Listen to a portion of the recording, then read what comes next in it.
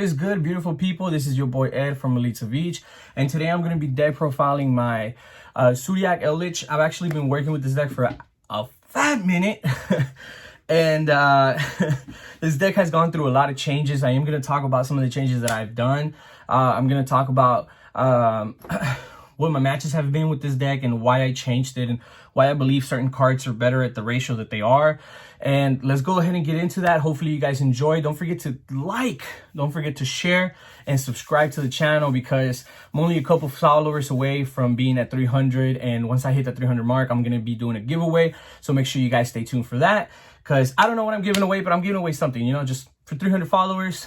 And I'm going to be doing one pretty soon, hopefully. All right, guys, let's get into it.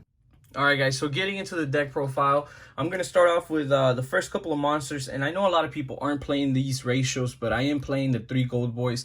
The reason why is that I believe that playing 3 gold boys is just a lot faster to be playing them at 2.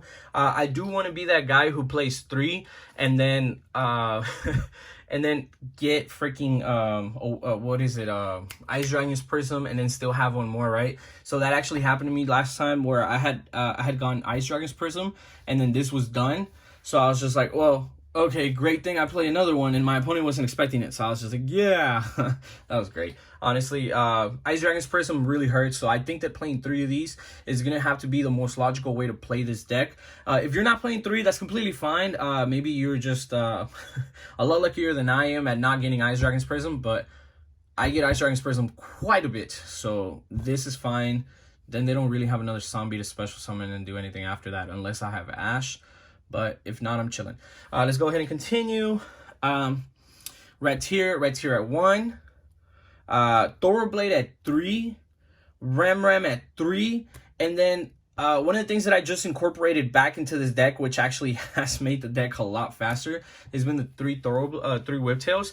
So I was playing for a minute. I was looking at like other deck profiles, right? And I was trying to like see everybody else's deck profile and kind of like build it towards my style, because one of the things that I saw is that there was this guy who played 1, 1, and 3, and then none, right? So 1, 1, and 3, just for me, that didn't work. So as soon as I saw it, I said, look, I want to build something similar to what he has going on, but I want to make it more of my style, right? Because there's no point on net decking and then just being like, yeah, this is my deck, because that's not true. At the end of the day, you want to go ahead and build something similar to what that guy has or the person has or whoever else is playing that deck, and then completely change like the ratios or completely change the way that you actually play the deck. Because if not, then you're just completely net decking somebody else's deck.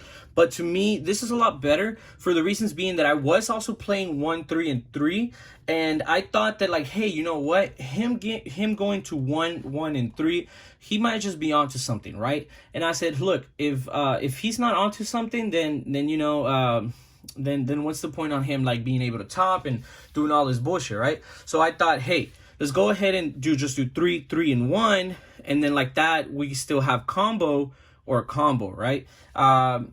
This worked for a minute and I wasn't too happy with it, so I had to add the Whiptails back. And honestly, Whiptail is just a card that I always keep in hand and then attach. That's just something that I gotta say. It's just so much better like that.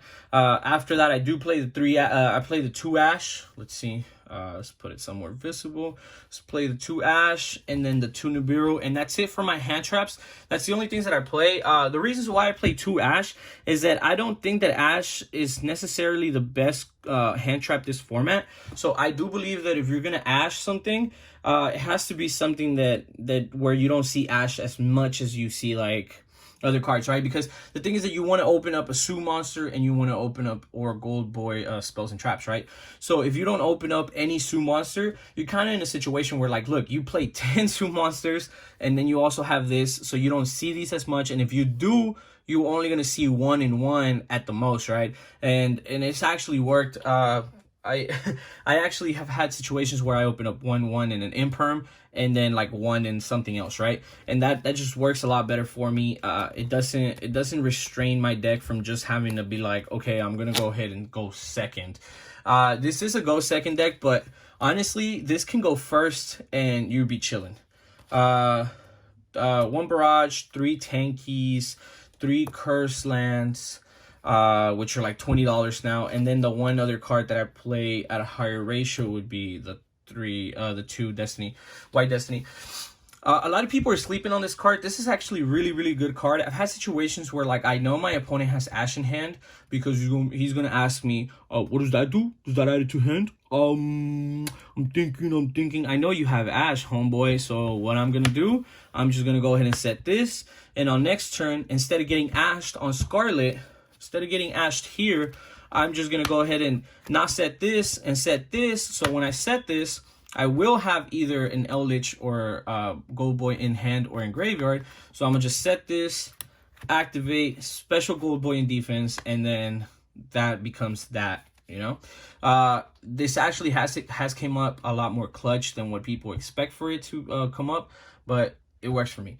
One call by, I know call by's at 1, but honestly, it's worked really, really well for me. And I just wish it was at 3 again. 3 Book of Moon. This is the most clutch card that I play in this whole deck. I think this is stupid. It's just, okay, so you mirror match, they're going to go normal summon, you're going to go Book of Moon. And that's it. If they have Barrage, which is like, Barrage is at 1, and you're playing a 40 to 42 card deck, which I'm playing 42. So what are the possibilities that you normal summon something and then you also have Barrage for after, right? Then you also have like Conquistador, which is going to pop their other special summon or whatever, right? But this is correct ratios. After that, 1 Italian Monster Reborn, because I love Italians. I love foreign cards. This works really well.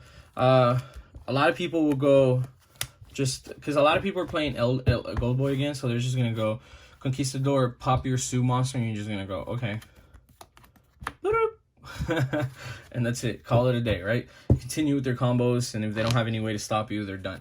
Let's go ahead and continue the rest of the traps. Huaquero, not a huge fan of Huaquero. I've actually played this 0 to any times. I just use it to like send this with Curse Eldland. I send that, and then I set one of these or the other one, which is so much better. Conquistador and Imperm. That's all we really need for the trap cards. I was really considering maybe adding the counter trap card to the deck, but I can't find it in all of my bulk. So till I find one, I think I'm going to be playing this ratio. But yeah, you can definitely play the trap card, counter trap card, cut this down, and then put that in, and then you'll be chilling. If you want, you can up the quick place to 3, which is not bad. It's actually really good because even then you can set this, and let's say you don't want it and you had the opportunity to Seuss and you send this to grave, you just on your turn you just banish and set, and now you're chilling because now you're gonna have one of these, right? And then these are the good ones, right? Theoretically. Let's go ahead and continue for extra deck. Extra deck has changed a lot within the last week, and I can't lie to you guys, one of the things that I recently made as a change in the main deck first is this. I added a second one. So besides that, most of my main deck has been looking almost exactly the same for a while. I did play 3 of these and I did play 3 of these, but with further inspection of the deck, it's just so much better to play it at the ratios that I have it. My token, let's go ahead and go Hammer Kong. Ooh, can't see that. Let's go Hammer Kong.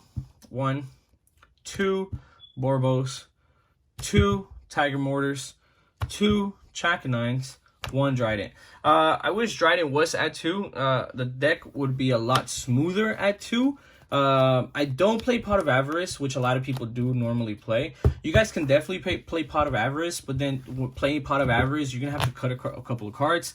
I say that if you play Pot of Avarice, you can cut a Whiptail and then just put in Pot of Avarice and you're chilling. You don't really need more than 1 because this deck kind of does really well to the point where you just Pot of Avarice once in that whole game, and it doesn't really need to be as grindy as you expect for it to be. Asus. I played 2 Beedrills, the drill driver, because it's really, really good. And a lot of people don't really see how good this is because you can just, once per turn, you slap this on top of any one Sue monster in case you didn't make this.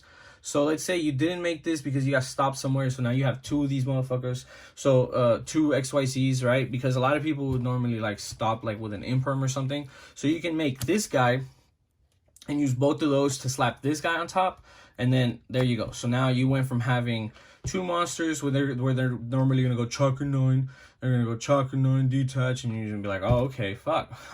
And some way somehow you're gonna end up having 2 XYZ monsters, and if you do, you're gonna go ahead and just slap this guy, and I wish I had a higher rarity. And if not, if you made full combo, you're gonna end up on here. But this is also really good. A lot of people sleep on this. It's a really good card. I believe that just the matter of fact that you can do 25 for free instead of 0 with Zeus is too free. Pleiades, just because he's good for the traps. And then the last card that I play is Phoenix, because I play against a lot of like Royal Decree and stuff like that, and a lot of people or a lot of my friends want to make like they want to like flip some kind of floodgate, like there can only be one or whatever. Just get rid of it. Just all right, cool, whatever. I think I was playing against Royal Decree the other day, and that kind of sucked, or I can't remember what it was, but there was a floodgate on field, and I just went pop. For the side deck, these are cards that I've been playing. You necessarily don't have to play exactly like this, but these are cards that I've been playing that have been working well for me. 1 effect failure, 1 Ash, 1 Nibiru. It's funny enough because I only play 1 and 1 in the side deck, but I actually made 2 of these in the main deck, and now these are the 3rd ones. So necessarily you don't have to play a 3rd Ash. So you could make that the 2nd effect veiler, and then you just take out the 2 Ash and put in 2 effect veilers. But that's just me though. But this is what I have it at right now. After that, you play 2 Cosmic Cyclones because of back row. Skill Drain is a really good one. A lot of people have been skill draining right now, and sucks a lot. Drolls, because if you droll somebody, I thought that Virtual World getting drolled was like the end all be all of that deck, and it wasn't. So I was just like, well, I learned a lesson. The Gamma package, and then the Strikes. And I really like Strike. I think Strike's a really good card. Necessarily, I used to play it in the main deck, but I don't necessarily believe that it's a main deck card anymore. So, therefore, that being said, you should definitely play Strike, but you should play it in your side deck. That's what I believe. So, guys, this was Ed from Elite Savij. Hopefully, you guys enjoyed. Make sure you guys stay tuned. I'm almost at 300. I'm going to be doing a giveaway. So, guys, thank you for watching, and catch you guys on the next one.